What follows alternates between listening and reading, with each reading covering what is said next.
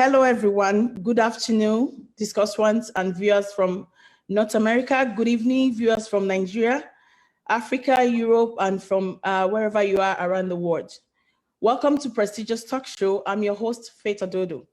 Please join me today as I welcome our panelists. Okay, they are here with us live on Facebook. All right, today is International Women's Day. Is a day to be celebrated. We are celebrating women all over the world. So join me as I introduce to you our first panelist for today. Her name is Professor Evelyn Uwa Edosoma. She is a professor of parasitology in the Department of Animal and Environmental Biology at the University of Benin. She is also the current director for Gender Studies and member Governing Council of University of Benin. Professor Uwa, you're welcome to Prestigious Talk Show, ma'am. So I will go ahead to introduce our second panelist for today. She is the person of Mrs. Stella Iyamu. Ma'am, you're welcome to Prestigious Talk Show. Mrs. Stella Iyamu is a registered social worker with bachelor and master's degree. She has an extensive mental health and addiction background, bringing along vast knowledge and clinical experience of more than 15 years. She has worked as a counselor in the residential treatment program, as a crisis worker in shelter for abused women, case manager with hospice care, as a therapist with the mental health and addiction units. She is a social worker and a therapist. Mrs. Stella Iyamu, you're welcome to Prestigious Talk Show. Thank you. Yeah, so our next panelist is Kenya Clark. She is the CEO of Divine Living Real Estate Incorporated. Kenya was born and raised in Bahamas, always had the drive to explore everything that life has to offer. It led her to leave everything she loved behind to pursue her master's degree here in Canada, ultimately becoming one of the first Black women to own a real estate brokerage in Ontario, and to also becoming a licensed realtor in the Bahamas. Kenya is passionate about women's issue and hopes to one day own a women's shelter that focuses on helping mothers to not only survive but thrive and succeed in an ever-changing world. Wow, thank you very much, Kenya. You're welcome to Prestigious Talk Show. So our next guest for today is an ally, a male ally. He advocates for women. I admire him so much. That is why you have him with us here today. Okay. I pray that we have men that have this kind of progressive mindset. We have is no other than Reverend Dr. Joshua Osagie. He's the Executive Director of Policy House International here in Toronto, Canada. Reverend Dr. Joshua Osagie, you're welcome to Prestigious Talk Show, sir. Thank you very much. You're welcome, sir. I have with us Mrs. Evelyn Okemute. I told you this show, we are celebrating women today, all the way from Italy. She's joining us. Okemute, she is a politician, a human rights activist, and the president of Nigeria Association in Pisa province, Italy. So she's here with us live on Prestigious Talk Show. Miss Evelyn Okemute Ekende, I don't want to pronounce your last name, but it's better not to say it. You're welcome to Prestigious Talk Show, ma'am. So these are our finalists. And before I go ahead today, I want everybody to know that today is my birthday. I'm celebrating with all women all over the globe. Am I not lucky? So today is my birthday. My birthday. Thank you so much. I'm celebrating with all women. So I am super excited to be here today to share with you that today is my birthday and today you are also celebrating yourselves. So this is so powerful for me. I don't need any gift more than this. Okay. I love women. I advocate for women as well. And it happens that it was already ordained from heaven that, oh, okay, you love women issue. You should be giving birth to. So that was why my mother gave birth to me today. So I thank God for my mother. She's not here. She's in heaven. And yeah. So I just didn't want to go emotional. It's all right. Yeah. Yeah. I didn't mean to go there. I just don't know why. Reflected on my mom. You have to So breathe yes, through it. I'm sorry, Yeah. people. I just Okay. didn't mean to go there. So I need to please. Yes. I'm happy. It's my birthday. It's All Women's Day. I miss my mom. Yes. So just to forge ahead, I'm sorry about that. I just reflected back and yeah, just to give you an overview of what International Women's Celebration is all about. International Women's Day is observed every year on March 8th. On this day, women are celebrated worldwide for their social, economic, cultural, and political achievements. The celebration of International Women's Day is pivotal because it helps us to recognize that we must utilize this useful opportunity to reinforce the importance of everyone playing their own part in creating a more gender balanced world. This day is a call for action that expedites a change in women's rights and gender equality. So thank you everyone for joining me. So we have the discussion for today, which I have already sent the question to the discussant. The discussion for today is, number one question for the panelists is, how can we change the existing inequality that women are faced with within their work environments? I want anybody that is comfortable enough to start, and let's talk about that. How can we change the existing inequality that women are faced within their work environment? You know, how can we change it? We still have this inequality, even though they've said, there are changes. Women are now receiving more pay. Um, there's still this disparity that we are still not getting equal pay. So how can we change it? What do we need to do to create a change? I can start. Okay, go ahead. Anybody can jump in.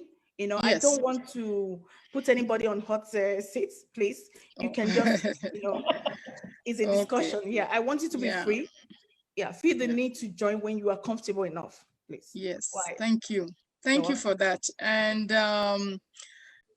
today is International Women's Day, just like you've said before. And when it comes to women issues, what comes to mind is inequality. Yeah. And this has kept a lot of women from reaching their full potentials and worth. And not just only in the workplace, but in every area of women's life, So, but if we're focusing on workplace today, which I face this all the time in my workplace as a woman. Okay. Yeah, so the one thing that I do and always recommend is for you to advocate. When you see that you've been discriminated against, not because you are not capable of leadership within your organization, you've been pushed aside because you're a woman, you speak up. Okay. I know for some women, they might say it's not as easy because many women face these difficulties. If you speak up, you might be let go, and it's difficult for women to get a new job. So it's like push, that kind of tight position you are in. But like, I've forgotten the name of the woman who said that your silence will not protect you. It will only buy you time, you know. Mhm. And Andre Lord, I remember her Andre name. Lord, Andre Lord said, "Your silence will never protect you." So speaking up will be one of the things. Yes. Will create awareness, and they might do Yes. something to create change. Yes. Okay. Yeah. Any That's other person? one thing I would do. Okay, thank you very much, Stella, for that insight. Any other person, if you have anything to say Well, with as an regards to this? ally, Yeah. as an ally, like you rightly said, I think I wanted to give opportunity for the women to kickstart because it's your day. Yeah. And I want to join my voice on behalf of every husband and father and men to say very much. Happy Women's Day. We appreciate the work you guys, women are doing, and we celebrate you, especially our host. We say happy birthday to you. Thank you very much, and sir. I want to say that women have been able over the years to build a future that is sustainable, peaceful and inclusive, and equitable for themselves. But the question you ask is, how can the existing inequality being faced? What are some of the ways we can, provide solutions? Yeah. I would say that the first thing, there must be a concrete action plan. Okay. Yes, you guys have created awareness.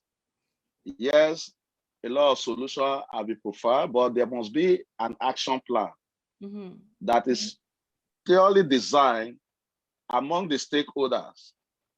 Like our first speaker said, talking about advocating. Yes, but there must be a proper action plan on way to carry out your advocacy on behalf of the women. And then there must be also an effort to build a corporation. This is not the era where we stand alone. Yeah. And I want you people to understand as women that you must recognize the superstructure above you upon which your structure must be built. And that superstructure are the men, which, like you rightly said, we are an ally, your husband.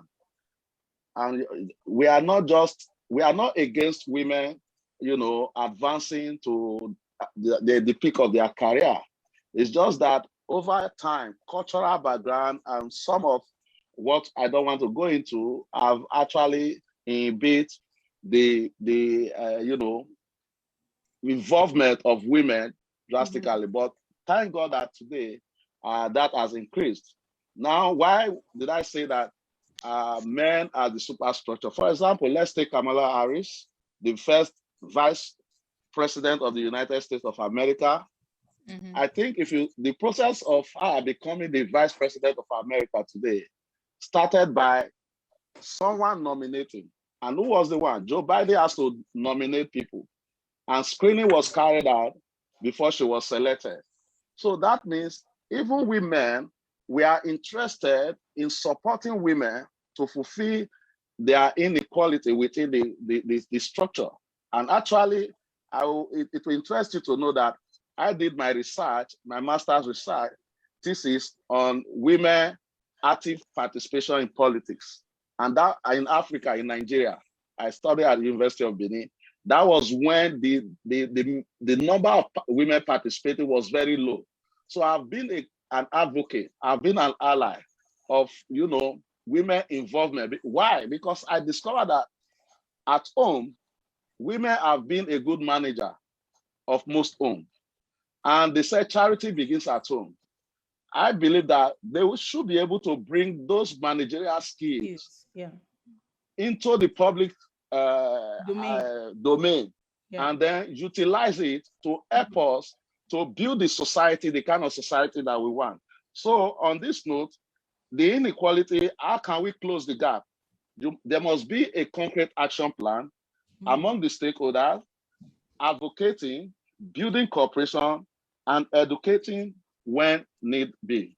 Thank you. Thank you very much, Mr. Joshua. Any other person? Do you have any thoughts on this? Yeah. Go ahead. Hello, everyone. Hello. Good evening. Hi. Good evening. Yeah. Anyway, as consign what we just said, or as per the issue we are deliberating upon, I will say that there are these two powerful tools. These two powerful tools that women has to be very, very serious with. They have to abide by it day and night, 24 hours a day. And one, which is women should always learn to stand themselves. Right, that is, they should be bold enough to always make this affirmation that there's nothing like mankind or womankind. It's humankind. Humankind. Yeah, humankind. I love humankind. That. Yeah, so there's nothing like man. No, humankind. Yeah. That is the number one. That is the number one must a woman should learn to abide with. And secondly, I will urge every woman out there to always speak out. Speak out. Speak out. In your place of work, if you feel maybe you've been discriminated, or you've been cheated upon, or maybe you've been molested, or my darling, speak out. Don't be afraid. Because the more you speak out, the more change will occur. You're going to find a problem. You're going to find a solution to your problems. Yeah. I think these are the two major keys we should deliberate upon. Yeah. Thank you very much. Thank you, Honorable Evelyn. To learn to speak out, no matter what. At times, like what Madam Iyamu, is it Iyamu? Yeah. Like what she just said, she said silence. I believe it is the biggest destructive weapon so far. Yes. For us women, so please, I would urge each and every one of us to always repeat it, to always tell those our fellow women out there that they should learn to speak out, no matter what, no matter the threat. Speak out, because by the time you speak out, that is the only way you or we can be able to solve our problems. Thank you so much. That is well said. Thank you. Yeah. Any contribution from Sarah? Yeah, I just want to add a little bit to what Honorable Evelyn has said. And she's very right. If you don't speak up, how would the next person know that they're hurting you? In therapy, we call it, the only way you can have a behavioral modification happening to you is only when you've spoken out.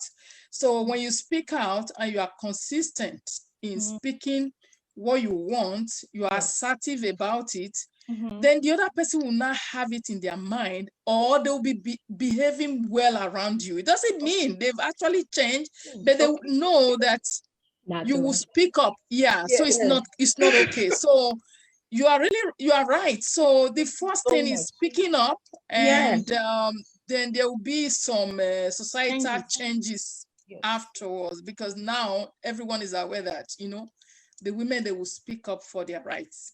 And that is why we are here today.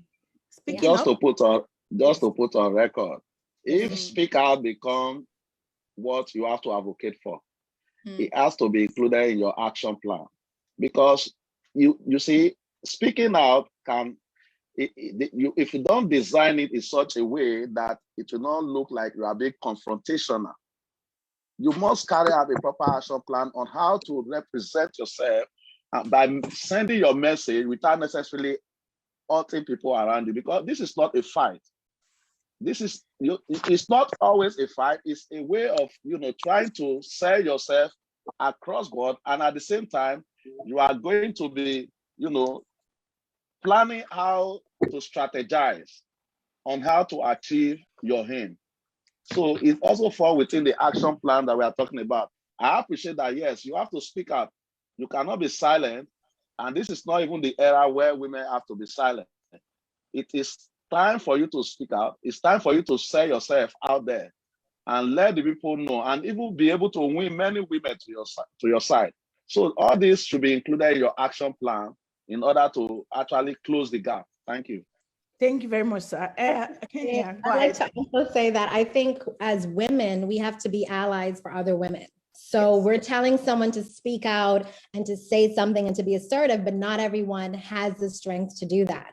So when you see someone that is willing to say something or they come forth, it might not be your problem. You might not have experienced it in the workhouse. And so a lot of people say, that's not my problem. I don't want to deal with it. I think we as women have to rally around each other, and we have to be able to stand towards and stand with another person, another sister, another woman, and say, no, this behavior is not okay. This might not have happened to me, or maybe it did happen to me, and I'm willing to come forth and speak. Because in numbers, something you cannot do by yourself, if we're able to do something together, we might actually have something change.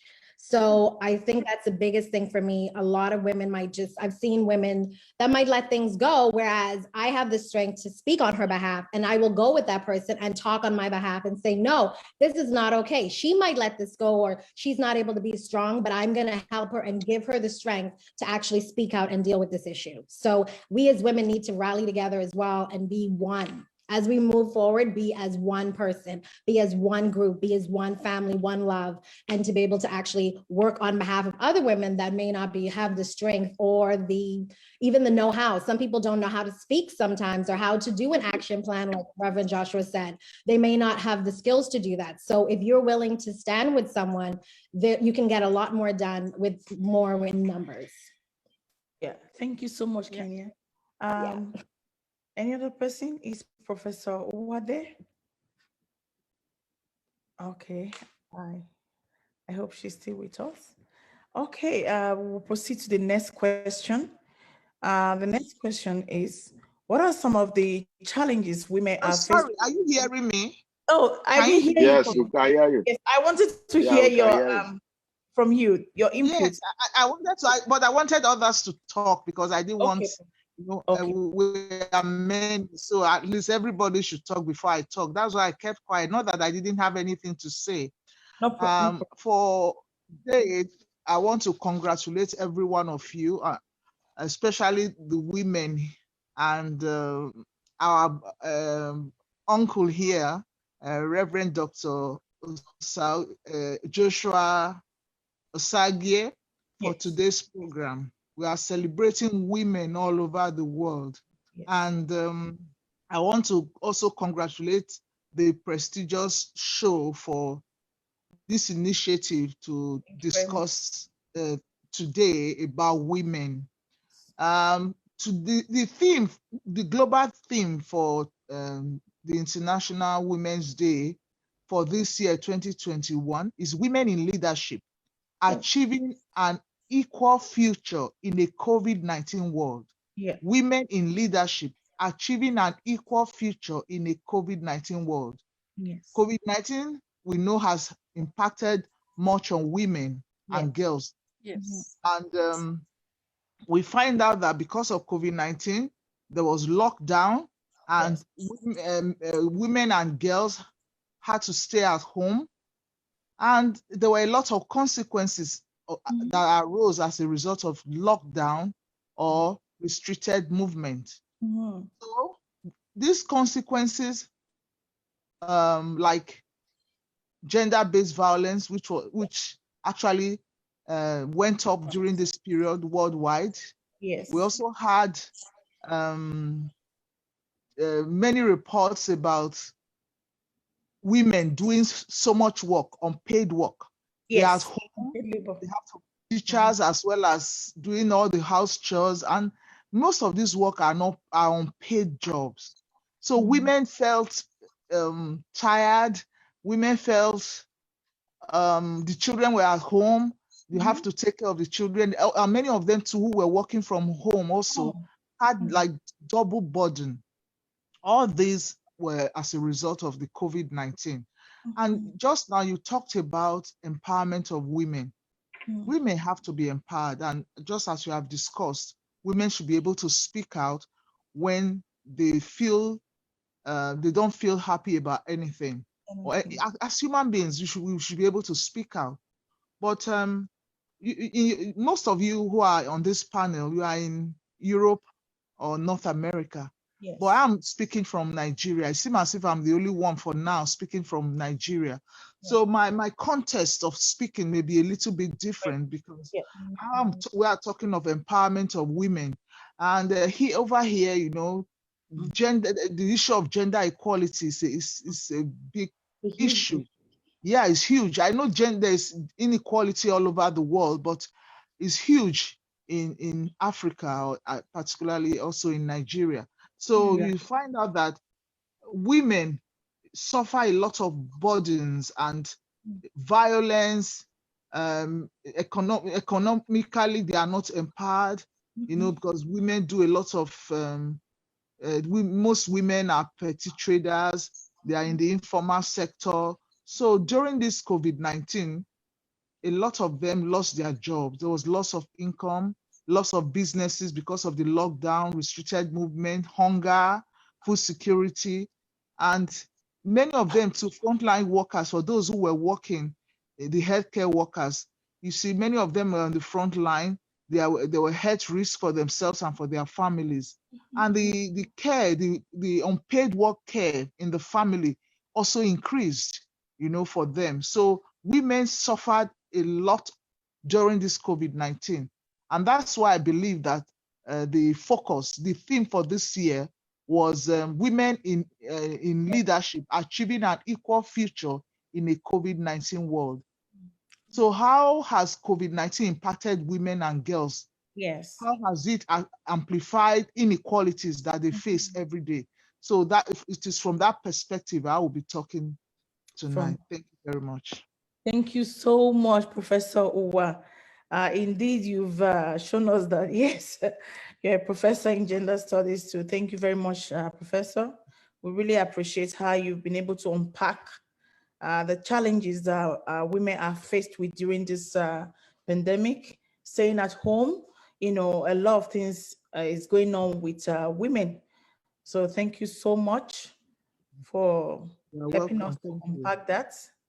Yeah, if I want to add to that, from a mental health and addiction perspective, how women have been impacted during this pandemic. Yeah. Because I work in the hospital, and since the COVID, before COVID, I think CAMH is a mental health organization here in Canada. Yeah. They did a research.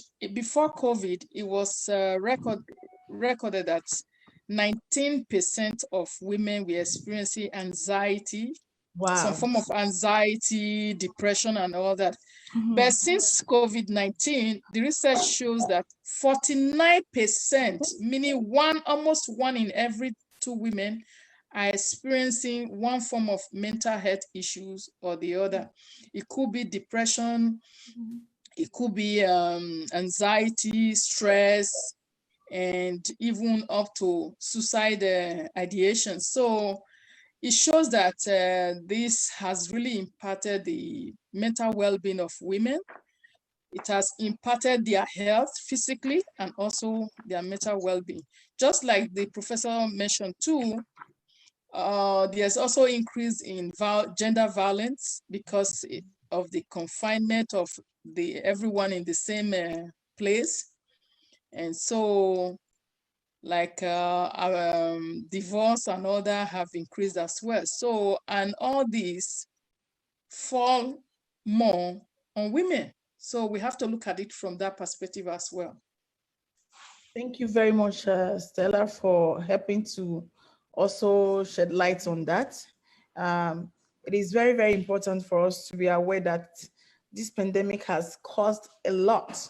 It's not just only the COVID that is killing people now, you know, abuse. People that are living in abusive relationship can be killed, You know, COVID is killing, that is also killing too.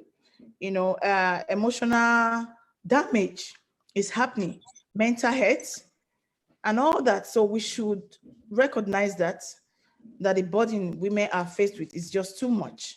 And that is why we are using this platform to also inform people so that they will be aware that these are some of the things that is going on. We need change. And that is why we are talking about this today. So any other person, if you want to talk about or shed light on this second question, please go ahead. Yeah, like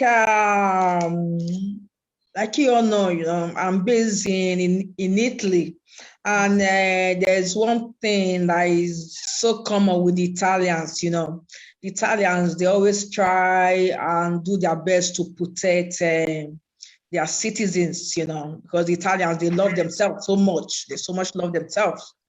So during this pandemic era, there was a statistics that was made or that was carried out. And it came to the public notice that during this pandemic era, that there was a great rise in domestic violence, of which a lot of Italian women were killed by their so-called husbands, companions, partners, so on and so forth. Yeah, the Italians, they were so worried about this particular issue. Yeah. That, in this pandemic, they made it clear. They carried out a thorough statistics to work on this issue. Yeah. And it came to pass that during this, that is in this pandemic era, that a lot of women were killed. Suffered domestic violence, of which they lost their lives. They were killed. They were, in fact, it's terrible.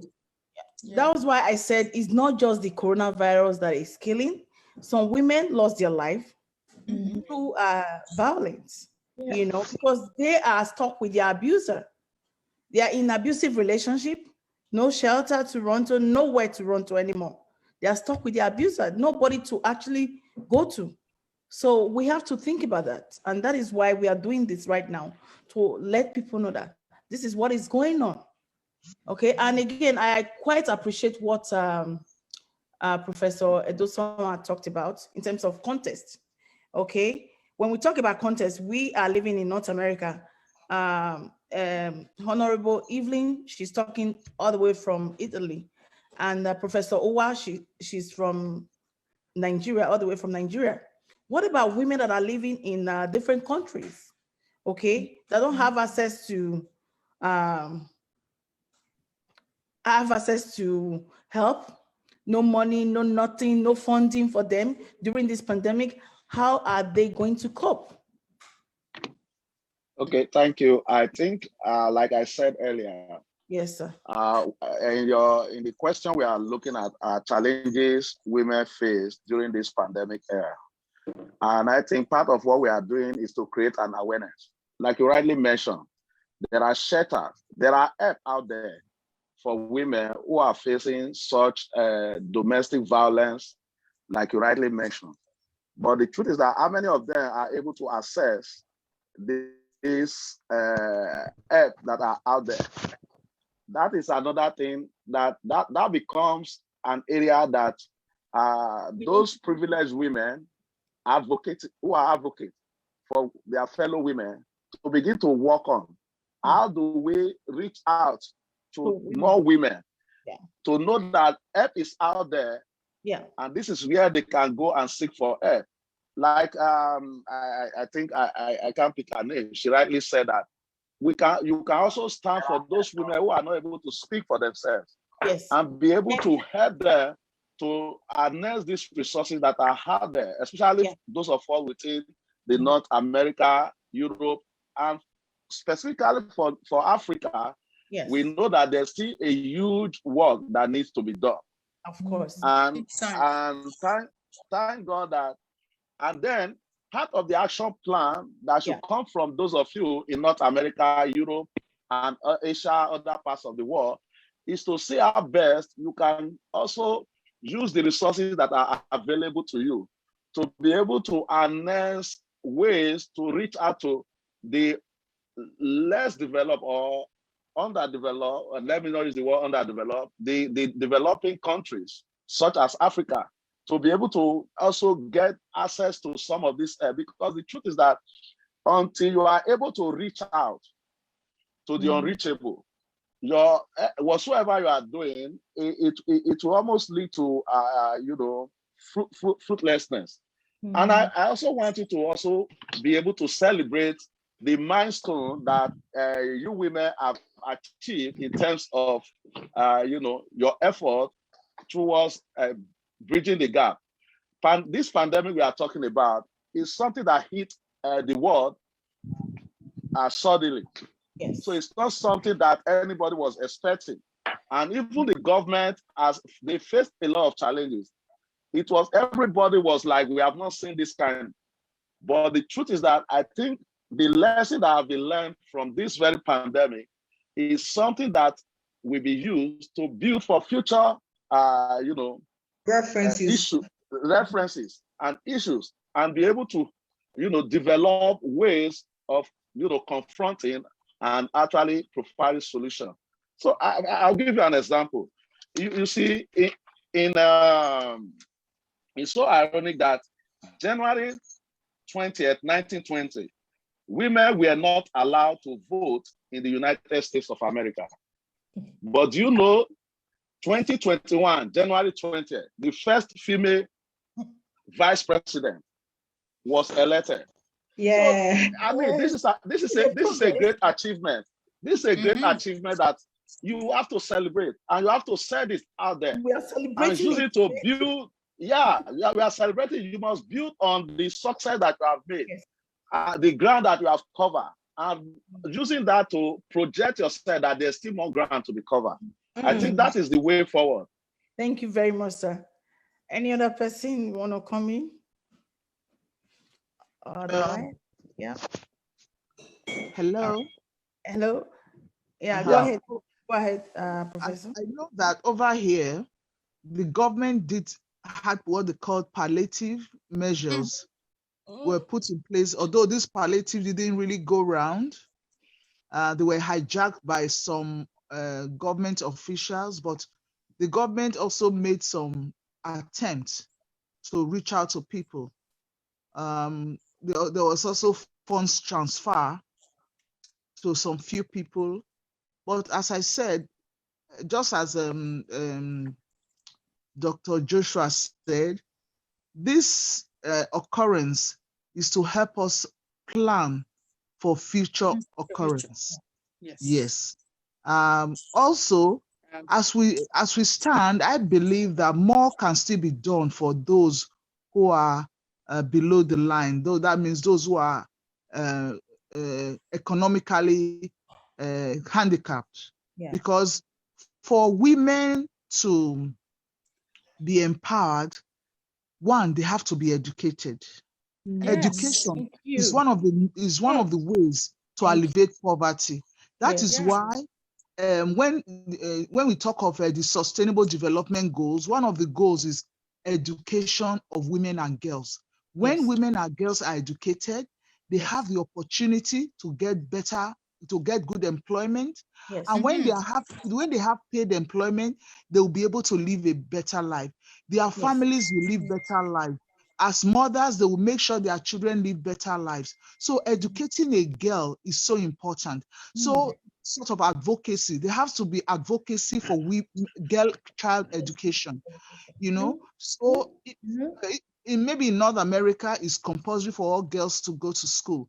But down here, we're advocating for child education.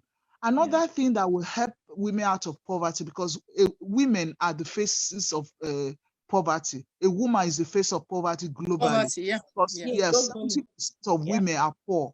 Globalization of poverty.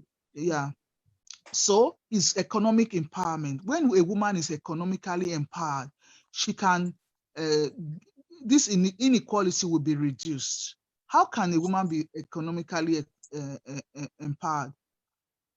A woman can learn skills if she doesn't go to school. She can learn skills that will help her to get income. She can do business. She can farm.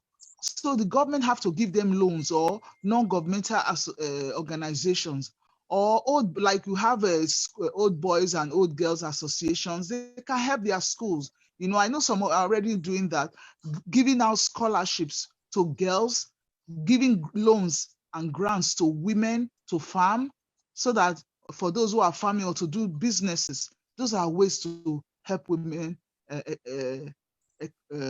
economically. So also, it's also you need to also create the awareness amongst women. Women have to be aware that they have to be empowered. They have to take their lives in their hands, because if some women just resign to faith, we should not. Women should be encouraged not to resign to faith. You should be able to also struggle and, you know, try to make something of yourself. So these are some of the ways that women can become economically empowered. Another thing that affects women is gender-based violence. A lot of women suffer from violence from their spouses, from maybe molestation from spouses and from other people, maybe people they work with. Then this exploitation, sexual exploitation, trafficking in person, because people need money. They get trafficking for sex and or forced labor. Some people are go to other countries, they are working and they are paid little or nothing, you know, because they thought, oh, they are going to get something good. They get there, they fall into the wrong hands, and then they take their passport, they make them work and pay them nothing. You know, all those kind of things. The government has to do something about such things. Those who are found to traffic people, either for sex or forced labor, should face justice, and so that that will be reduced, you know, because a lot of girls, even in North America, Asia, we hear that many girls and women are trafficked for sex and forced labor. True. Thank you so much, Dr. Edosoma. I really appreciate. Can I say something? Yeah. Yeah, go ahead. This is where women really need to, you know, reassess themselves. Yes. Let's take the issue of trafficking. Yes. When I did my project, well, you discover that who are those engaged in trafficking women? It is still the women that were trafficking their fellow women. I mean, there is no again saying that some of these vices needs to be corrected. There is nobody that can advocate for you more than you can advocate for yourself. That is why at some point, thank God we have Honorable Evelyn here, there must be some measure of pressure group from the women folks to be able to pressurize the government of their state and even their nation to act in respect of some of these issues that Professor Edosoma has highlighted. In fact, I need to say this here, because when she talks about trafficking, I was surprised when I will hear in my state, for example, back in Africa, you hear a state government, they said they want to go and repatriate, you know, girls that were actually repatriate girls from abroad who are engaged in sex slavery. But over there at home, when you drive through the streets, yes, these are all issues that are happening there. They've not. They said charity begin at home. You have not been able to solve the issue at home. You are coming to the public domain pretending as if you are taking action. I was surprised in a particular street. You can't even stop to say you want to buy bread. They flock around your car as if, and these are close even to the government offices. So they will pretend that they don't know what's going on. So what effort are they doing? We have a lot of NGOs. And this is where I want to talk to those of us in North America, Asia, and the world. When you are partnering with NGOs back home in Africa, please be sure that the NGO is willing to do the job. Yes. Yeah. some of them, you go to the address that they give to, there is no such thing. There is nothing there. Mm-hmm. And then we make a lot of effort reaching out to them. Then they use the money or whatever you have to become for their own personal aggrandizement. So that is why I said that a lot of awareness have been carried out by women. But the action plan should be the major focus. You have to be able to pressurize your government to act. The legislator, how many women are able to vie for legislative position? How many women do you have? You don't have to have a large number. Those you have, how are you able to rally around them to make sure that you are able to push your agenda? So these are some of the ways that you can actually, make an impact in the life of those who are out there. Speaking, that is a way of advocacy also. So I think these are things that you people need to actually look into in your action plan. Okay, thank you. Something came up in my mind when you were talking, Pastor Joshua, that women are the one that are also putting out other women to do the sex trade thing. So trafficking. So, but if we want to deep inside, there are reasons why they are doing it themselves. The women that are trafficking their fellow women. So those issues comes from the government, just like you said, because we call it socio-economical determinants of health or something. There's something that is beneath. We're only looking at it from the top very right now. So exactly the structural reason why the women are. Look at the root cause. Yeah, exactly. So the root cause boils down to what Professor Uwa said.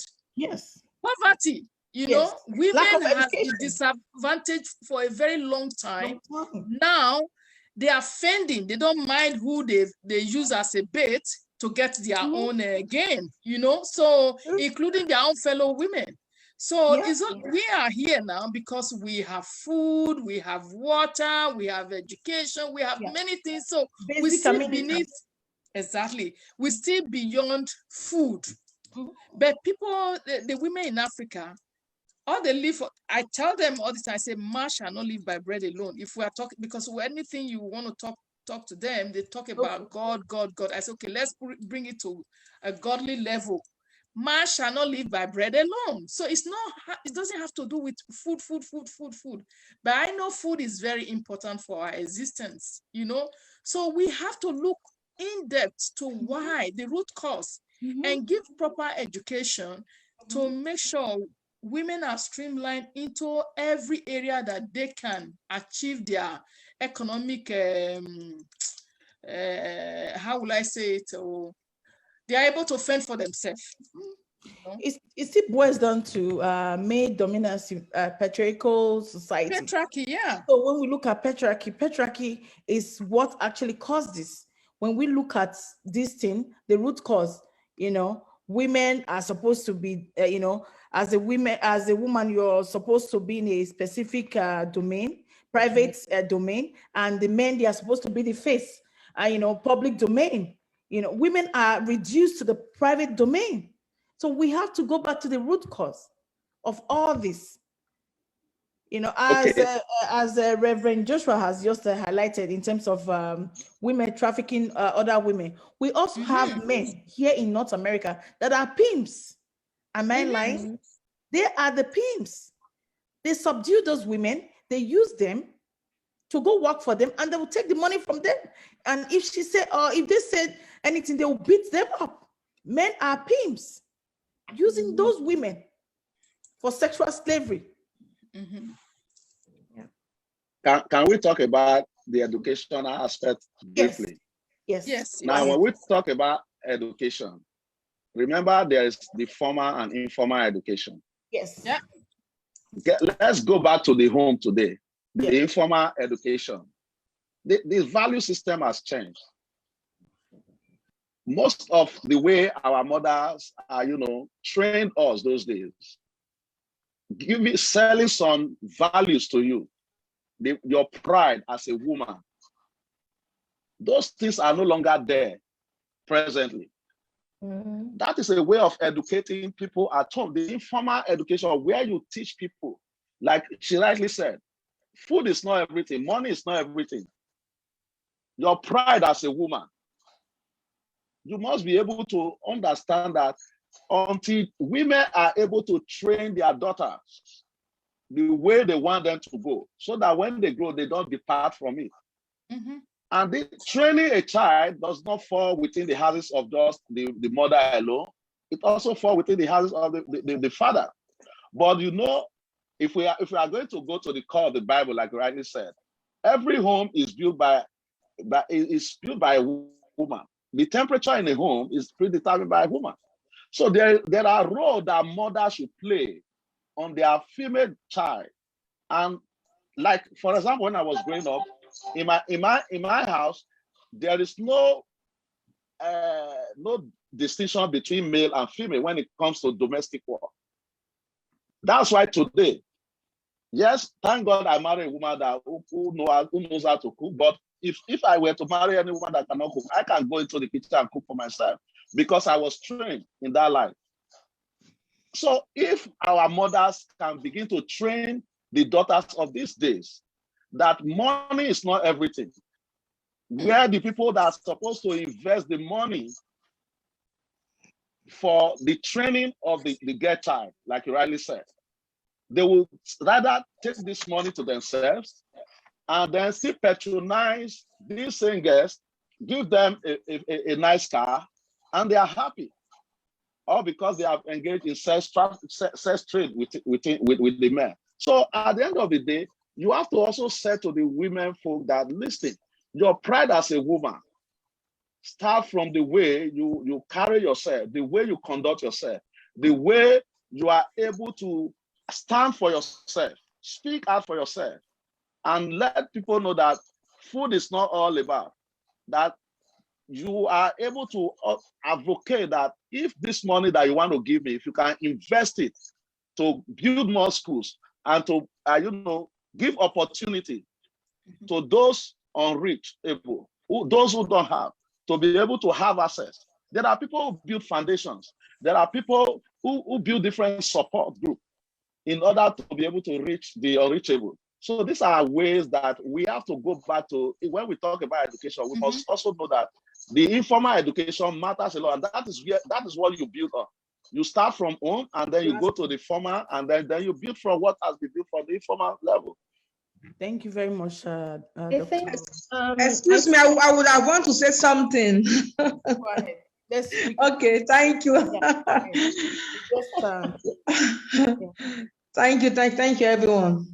You know what, as concerning this formal and informal education that Dr. Joshua, talked about, and the girl child education that Professor Edosawa talked about, I just want to combine these two arguments, or these two discussions together. Just today, I was reflecting about these are a talk show, what we are going to discuss about, and there was this thought that came inside me. I said, wow. I said, I think it is high time we should educate those mothers out there in Nigeria. Yes. It is high time we educate them. Because, for example, myself, I can remember my mom, may her soul rest in perfect peace. I can vividly remember that not until even before I lost my mom in the year 1995, I was like 22 then, When I lost my mom has never for once spoken to me about marriage. Mm-hmm. She has never, no. He won't tell you about sex. Nothing. My mom never. There is one thing my mom, the only thing I know my mom has always talked about, has always advised me about is education. Education. Education.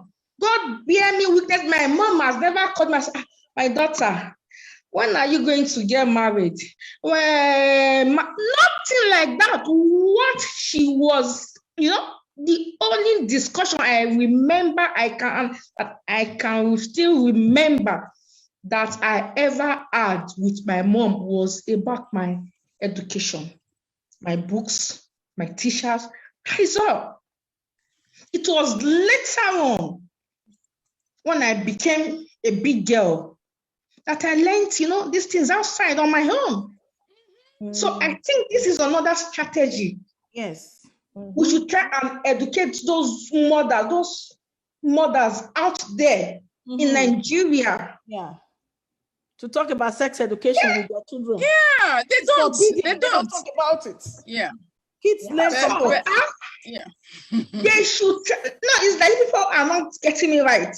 I am. No, we got you because we are in the same shoes, like the same shoe with you. Mothers are not supposed to talk about this sex education to their children. No, to their girl child. At a tender age, what they should focus on is the education. They should see it as a must that a girl child must be educated. Is a must. Because that was how I was brought up. My mom made me to understand that, look, you are a woman. You are a girl. Forget about your brothers because they are men. In one way or the other, they can be able to say their way through. My mom has always taught me that. She said, but you as a woman, you only have one option. You only have one way. Even no option, you only have one thing that is going to save you and, that is going to, to help you in life, which is education. Full stop. So I think this is the mentality we should take back to Nigeria, to Africa, to tell them that girl child education is very important. It's very, very important. Come what may, poverty has got nothing to do with education because in one way or the other, even if that family is so poor, if they want to, they can educate their children. They can. But the problem is that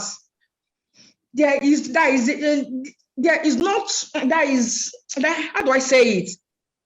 The advocacy for education, for the girl child education in Nigeria or in Africa is very, very low. It's not all that. It's not enough. It's too minimal. It's not enough. So we have to do more. Talk more, to advocate more and more education, girl child education. And I bet you that if the girl child is educated, it will be very, very difficult for her to fall into this woman trafficking circle or prostitution, It will be very, very difficult for her. So I believe the grassroots of it all the grassroots for a sane world among the girl child or with the female is that education aspect of life. It is very, very important. Thank you very much. Yeah, sorry, I just want to say. Go on. Yeah, I agree with everything that everyone said, but I also want to bring in another point that I think we're missing when we say our mom educated us or what moms are teaching women. And as much as we would like to not say this, and I think this needs to be heard, and I think it needs to be brought into society and the world, women are taught to be the second denominator in their life. Exactly. In everything that they do. Everything that they do. From they are little children, they are taught that someone else is more important than them. Exactly. That their husband is more important and their children is more important. And we're talking about sex trafficking. Women that are dealing with sex trafficking are not dealing with, they're not in it for money. They're in it for survival. And they're also being manipulated. Okay. Women are being manipulated. And even you have this all over the world. You have this in Nigeria, you have it here in Canada, where Native Indian women are being killed in numbers, enormous numbers, and no one says anything. It's okay when a woman dies. It's okay when a woman is abused. Women are abused every day and they think it's okay. They live with it every day because that's their mindset. Their mindset has been taught that they are not important and that they are allowed to be killed. They're allowed to have violence against them. If we said something like in Italy, husbands were being killed by their wives, oh, there'd be a riot. There'd be a big problem going on. Let anyone say, oh, wives are killing their husbands. Let's see what would happen. The whole world would rally behind it. But the world has been taught that it's okay for women to be killed. It's okay for prostitutes to be killed in the road. It's okay for a woman to be punched by her husband. She should stay with her husband. She should put up with this. She should put up with abuse. She should be put up with adultery and fornication, like a husband cheating on her. And that is what has been taught in our society as women. And until we change that mindset, because you have women that are educated that I guarantee you are still being killed by their husbands at home, okay? And until we realize that a woman needs to understand that her life is valuable.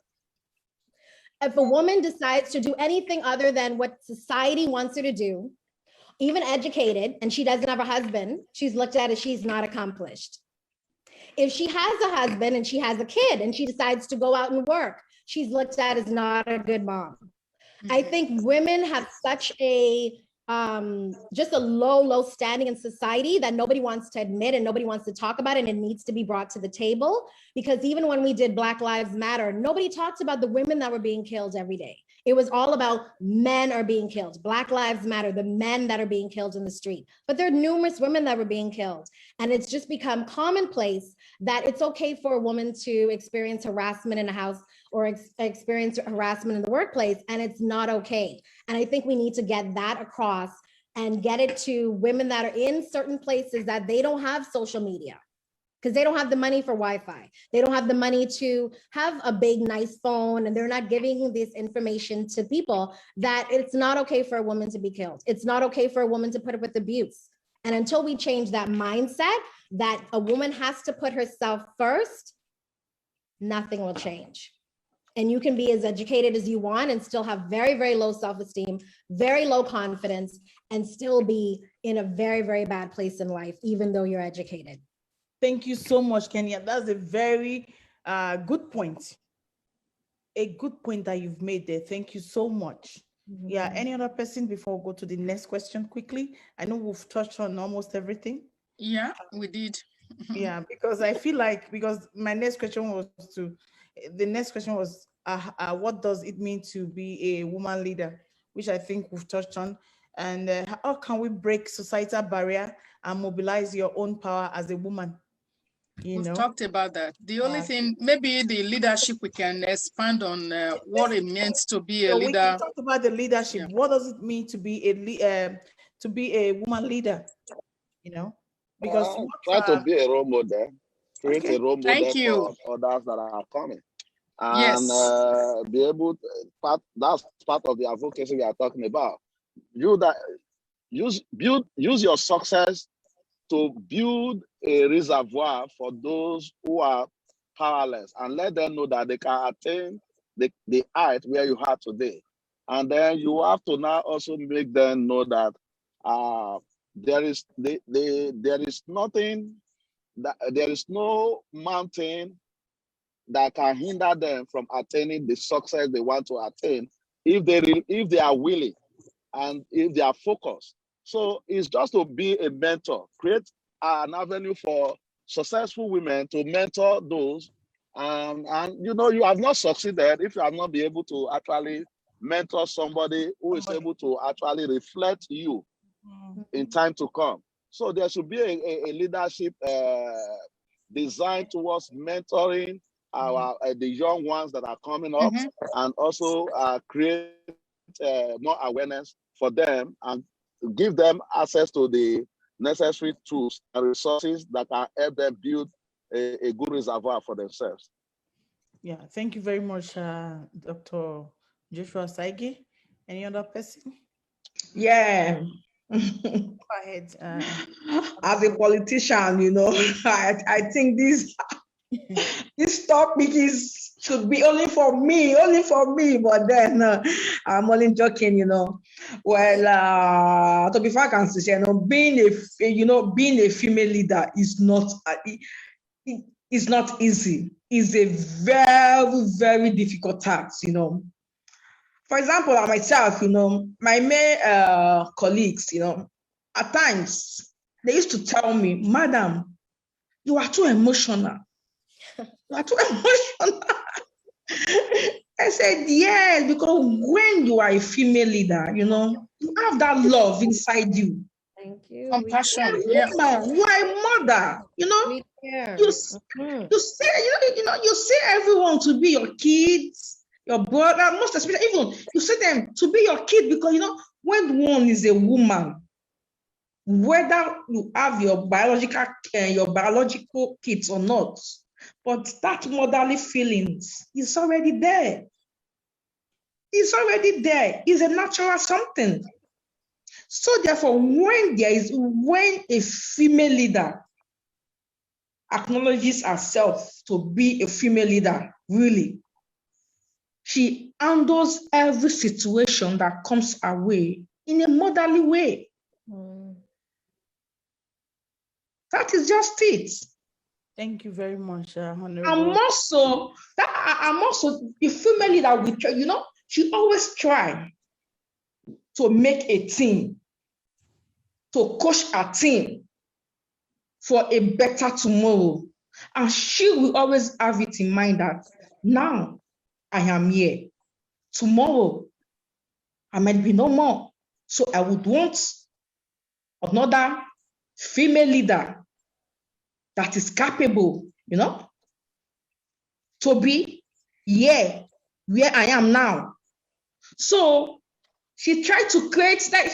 She's already planning for the future. So that is how she tried to gather a team. She coaches them in preparation for the future. Unlike the male leaders. No, the male leaders, majority of them, they are so selfish. You know, they don't think about the future, but we the women. No. Thank you so much. Okay.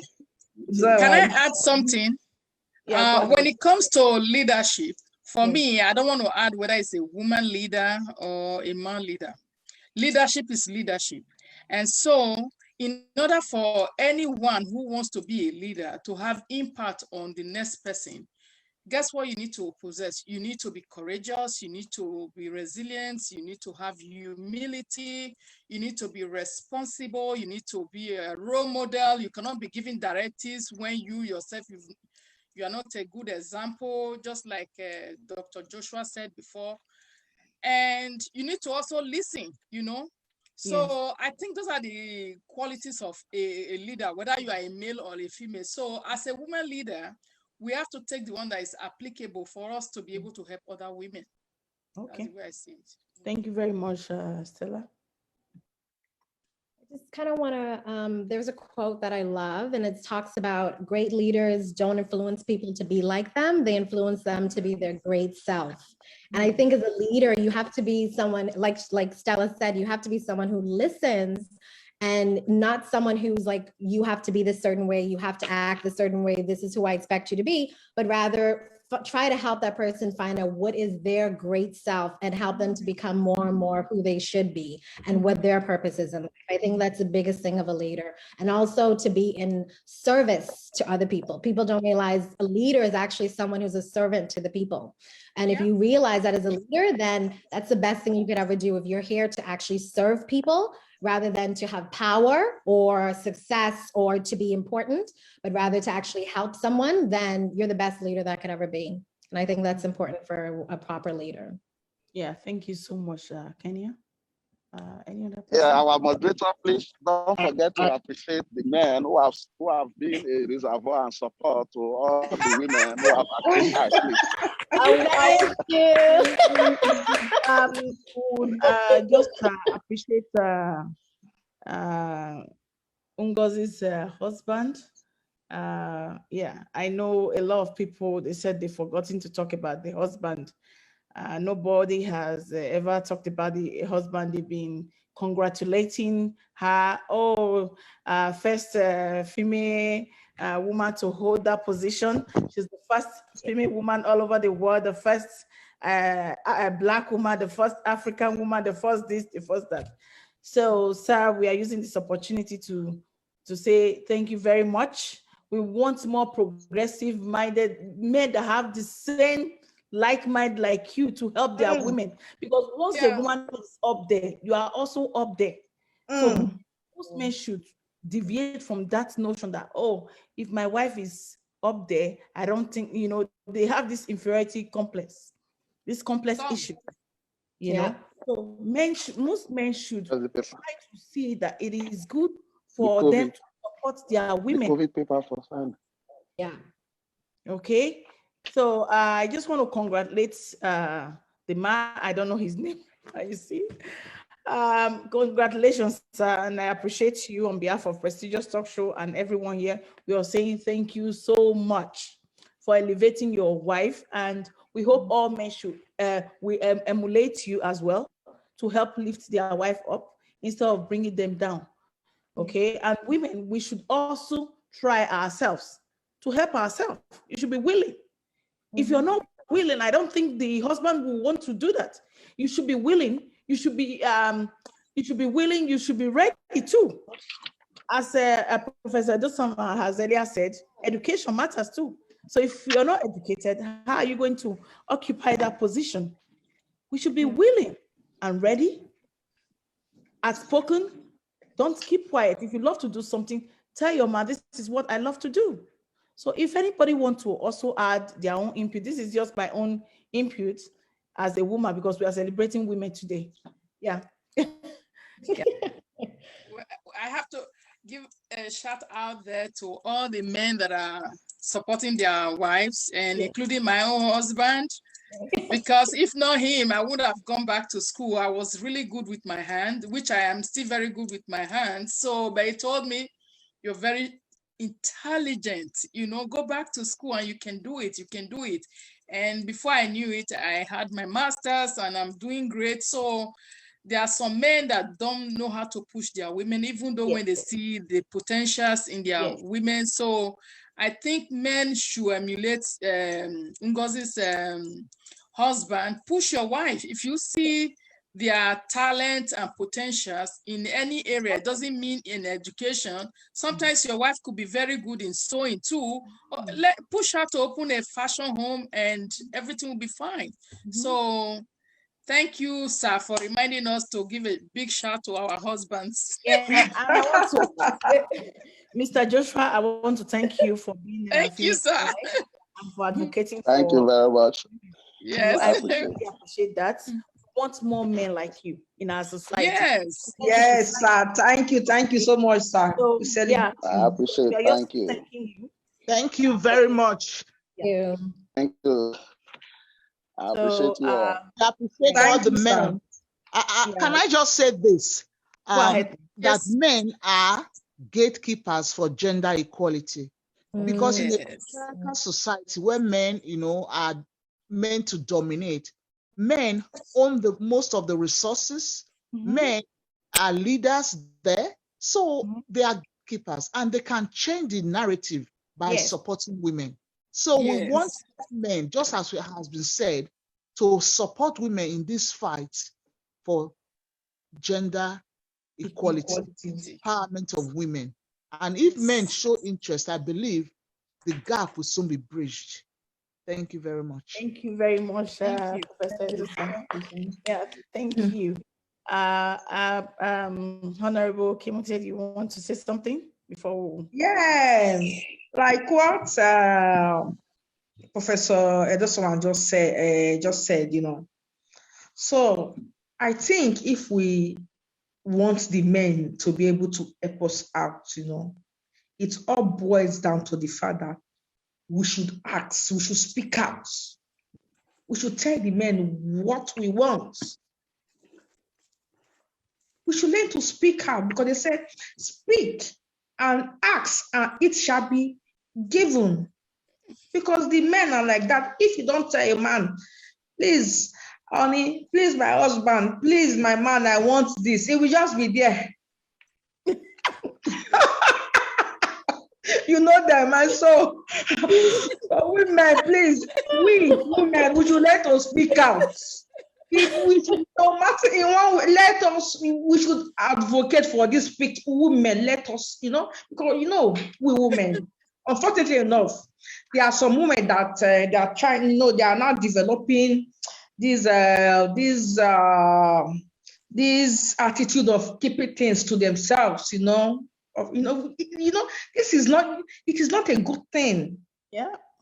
It is not good. It is not normal. So please, we should try and advocate more on the fact that we should encourage women all over the world to always speak out, no matter what. Try, talk, ask. After all, nobody will harm you if you ask. Even they said a problem solved, a problem shared is also a problem solved. And they also said the open rebuke is better than secret love. What you say? So that is it. Yes. I also want to encourage you to use your success story to build your reservoir. Like, yes, Kamala Harris now took the husband to the White House, so that is a great honor. You see, so you can use that as part of your success story. Yes. So you are going to carry us along wherever you are going, and that's all we just need from you. So I want you to also use your success story to build your reservoir towards promoting gender equality. Thank you very much. Sure. Thank you, guys. Hi, ladies. Oh, hi. Almost happy. One of the discussants today. One of the panelists today, but yeah, she's here now. Yeah, you want? Yeah, I just want to say Happy International Women's Day to every lady here. And I came a little late and I listened to everyone's input. My thing is that, we're talking about men supporting women. Yes. I run an organization, She Who Soars, and one of the concerns that a lot of women face today is women don't support women. It's a very challenging thing. We talk about, because right now the theme for this year is challenge, if someone can help me real quick, challenge to, let me make sure I get the right thing. I thought you were coming up. Choose to challenge. Choose to challenge, I'm sorry. Yeah. Choose to challenge is the theme for this year. So I choose to challenge women when a woman creates climbs a ladder of success. Okay. Instead of throwing that ladder down, but can take another woman along and open and pay it forward. But I have heard women on several occasions that women don't, we see women in the room, but we compete among ourselves. There are women who will see another woman failing and will judge the other woman. We see a woman who, so we talk about men supporting us. Sometimes it has to start with us, women. Because we don't come together, we don't help ourselves, and then you hear a woman say, I don't have female friends, I don't trust a woman as a sister. There's something about a sisterhood when we come together. Women, when we unite, we make the world a better place. We're mothers, we're nurturers, without us, men cannot really survive. But amongst ourselves, do we build among ourselves or do we tear apart? So I think it's something that we really need to look into, because I have had ladies come into some of the meetings I've had and they would say, I don't trust women. So it starts from us. And the men sees this. You see women actually backbiting another woman or how do you expect a woman and to look at another woman to say, I can tell her my problem without getting hurt? Yes. I can be vulnerable around this person. So it's something that we women have to work on. Yes. We have to stand together. We have to represent what we are preaching as mothers. Like I like when Miss Stella had mentioned. I like when Miss Stella do 3 to 11. So I know humility. Women, because yourself. it's not just being. Mute yourself. So go ahead. Yeah, go Because ahead. I like what she said when she said we have to be humble. We have to, because it's not just leadership. A lot of people are drunk when it comes to leadership. They get it ensnares them. So if you're a leader, you feel like you can look at the other person and say, oh no, she's not in my level, or she's not in my league, or whatever, and look down on another person. What is leadership? Leadership, like Kenya, if I'm not saying your name right, I apologize. You said service to humanity. Some people don't eschew that. Some people get caught up with the word, I'm a leader, I'm a woman leader, and then they feel puffed up and it snares them. So how can we women, before we round up this session, Mr. Joseph, please can you mute your there. Noise. We can't. Okay. Yeah. Right. Okay. So so I have seen people will say the distrust among women. Sometimes people will be like, I can't be in a room that has a lot of women. So how can we break that thing that has become a stigma within us being a woman coming together to be together? Because men can support us all, but a man will tell you, look at them, they don't trust themselves. They are their worst enemies. So how can we change? How can we change that narrative to become positive? So I choose to challenge every woman here that when you create a table, would you take a sister to sit on that table, or you rather let her choose to create her own table and just, you know what I'm saying? When you're successful, do you push the ladder down, or do you take your other sister or the other woman up and climb the ladder and say, I won't throw it down, but I'll bring you along with me. So I just wanted to throw that. Yeah. Thank you so much. I must say that that's really, really good. Powerful. And very powerful, because I years ago, I wrote something on women, we are our own enemy, and actually got called by the professor to come and explain what I meant, because I was just angry at that moment because of what a woman did to me in a shelter. So, and they call themselves feminists as well. So, and until we recognize that we have to come together, there's no way we're going to defeat patriarchy, because if you notice, men, they are together. And we have to be, so we have to be aware that we shouldn't be our own enemy. If we know the way that is going to benefit a sister, why not redirect them and say, oh, do it this way, you'll be successful. But the moment some women, they get into that leadership position, they become a mini god, you know. They're even worse than the men. I've had cases when one of my coworkers, she's a nurse, she told me, I'd rather a male ED, because we were selected in the panel, in the interview panel. I advocated for the woman to be, to be our EV. And she said, I'd rather the man, because the woman will come and be, I said, no, don't carry it that way. She spoke better. She did she made the criteria even more than the guy. So why are we going to give it to the guy? So these are education, little things like that. We have to pay attention. Once a woman deserves it, I think it should be handed to her. Exactly. Thank you so much, Stella. Thank you, Omosede. Honestly, that's a really good, that was a very good point. Yeah. We have to start trusting ourselves. We have to trust ourselves. Thank you. Jealousy. Thank you very much. We have to eradicate jealousy completely. Once you are in a power position or in authority position, when you see other a woman or any girl, female like yourself, try to elevate them. Try to lift them up so that you will not be marginalized in that space that you are occupying. The more we have more women, the more we have more voices. You know? Yeah. If the fewer the women are, then we are marginalized. Nobody can speak for us. We need more women to start speaking for other women. And that is why I started what I'm doing. Okay. So my interest is of women, youth, the vulnerable ones.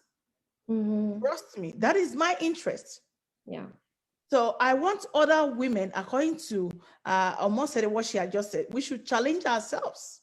On it today, we are celebrating women globally, that we are going to change our ways. If a sister comes to you, she shares her secret with you, let it die with you. Keep that secret so that she will be able to trust you. Don't use that secret against her. Don't use that. Don't use that on her. She'll be hurt. So that is just number one. We need to trust ourselves. It's like we are our own enemy, household enemy within. So we have to recognize that and take action. It's one of the action plan. I challenge all women out there, wherever you're watching me from, all over the globe, if you're watching this show right now, you have to be an ally to your fellow sister. Be an ally to your fellow woman. Whether you are in a power position, embrace your fellow woman. If they are not doing the right thing, teach them. It is a challenge. Sel, I see you raise up your hand if you have anything to No, I'm just saying that we have to challenge ourselves. Yeah. We are here right now, just like Dr. Joshua said, an action plan that we have to take away from here, starting with us. Let's be our sister's keeper, you know. Let's try to help, teach one, even if it's one person you are able to each one teach help. One. That means by 10 years, a lot of women has been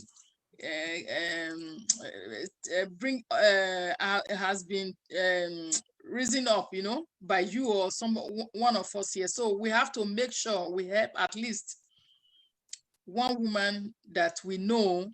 It could be here in Canada or back home. You know, just elevate one woman. You see that she will elevate, and they say teach a woman what to do. She will raise a village. You know, so just one. Yeah.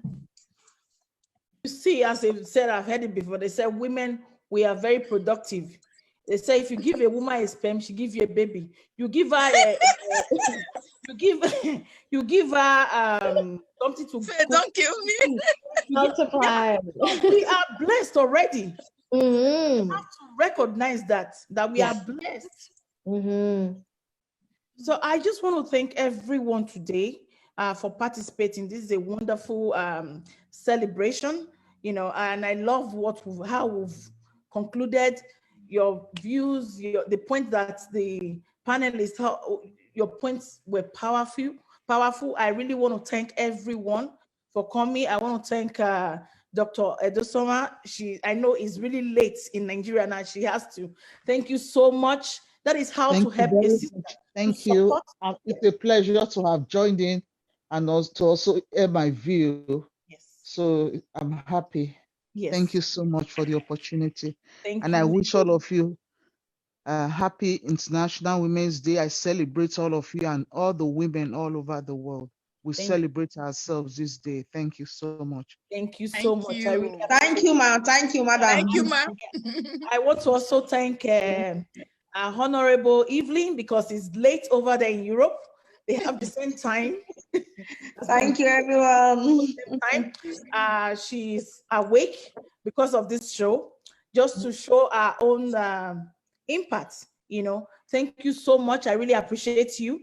Now you've been able to you've add value. You've been able to educate people. I want to thank you for being here with us today and for joining us to celebrate women globally. Thank you so much. I also want to thank Stella Iyamu. She's here in Canada, for taking your precious time. I know you're very busy, very, very busy. You know, she just finished her work.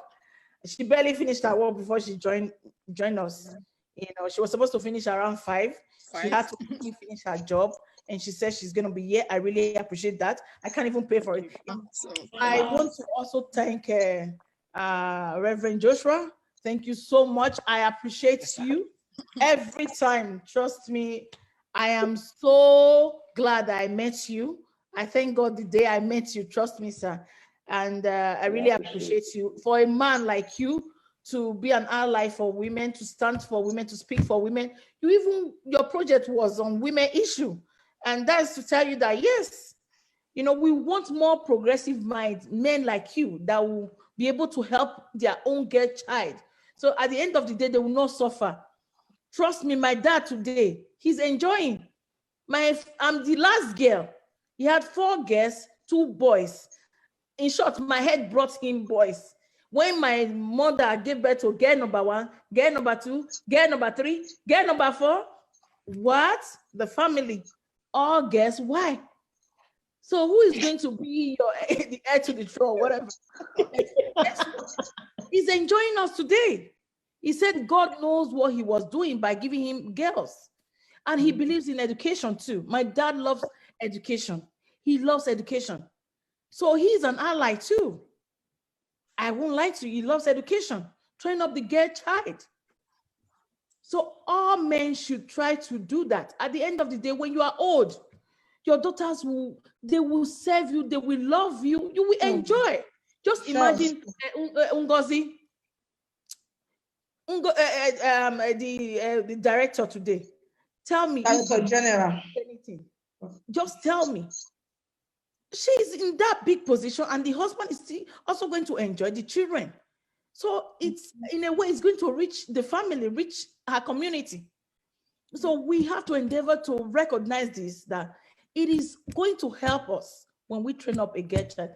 Thank you so much, Dr. Joshua. Once again, I really want to appreciate you. And Kenya, oh my goodness. Thank you so much. Thank you. You are still the best. And I know you are a fearless woman. You are a valiant woman. You are not afraid. You are a CEO. She's the first Black woman to own her own realtor here. Like she has her own brand. Okay. So these are some of the women we have to look up to. Don't be afraid. Speak out. If you're watching right now, these are women in different power positions that are invited here today for a purpose, so that you can speak to them. And when they, so that when they speak to you, you will know that yes, it is achievable. If she can do it, you can do it too. You can even do it better. If I can do it, you can do it better. All you need to do is be courageous, speak out, don't be afraid. Yes. So thank you very much for coming to Prestigious Talk Show. And I just want to say thank you as well, Faith. Women globally. Thank you all. And today we've come to the end of the show. And before I wrap it up, finally, I want to celebrate women all over the world. I am celebrating Happy International Women's Day. Happy International Women's Day. Thank you so much. I don't have to forget her. She came to contribute at the last. Thank you so much. Thank you. Your contribution is really valuable. Thank you. Thank you for having me. I almost forgot that point. We didn't talk about women not being there for their fellow women, but you were able to highlight that. That is why we hear from different perspectives. You know, what you're thinking is not what I'm thinking. So when we come together and share our thinking, we will not have, you know, we'll see it from different viewpoints. Yeah. So I really appreciate that. We were talking about women, men not support, but when you came, you said we should start supporting ourselves. Right.